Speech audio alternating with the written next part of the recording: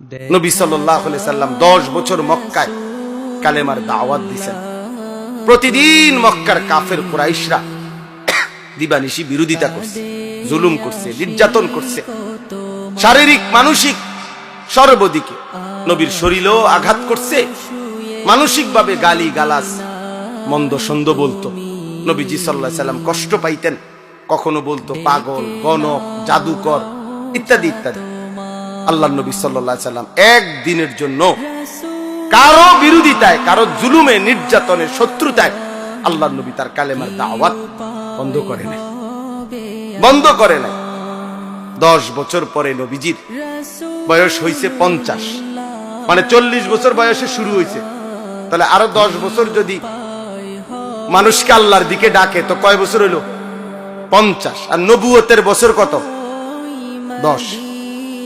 নবুয়তের সময় পার হইল কত? দাওয়াতের টাইম গেল কয় বছর? 10। এই 10 বছর পরে নবীজির বয়স যখন 50, তখন নবীজির 2 জন ঘনিষ্ঠ মানুষ ইন্তেকাল করছে।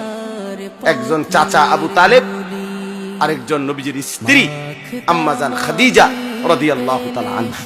খুব কাছাকাছি, 1 সপ্তাহের ব্যবধান, 5 থেকে 7 দিনের ব্যবধানে চাচাও মারা গেছেন, স্ত্রীও মারা গেছে, ইন্তেকাল করছে।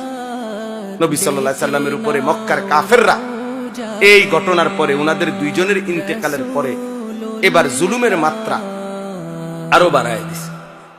আমি খুব দ্রুত বলতেছি সংক্ষেপে।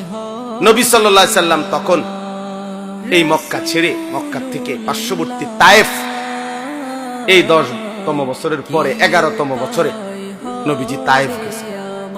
তায়েফে কালেমার দাওয়াত দিছেন দীর্ঘ 1.5 মাস পর্যন্ত, কিন্তু একটি লোক তায়েফের কালেমা গ্রহণ করে।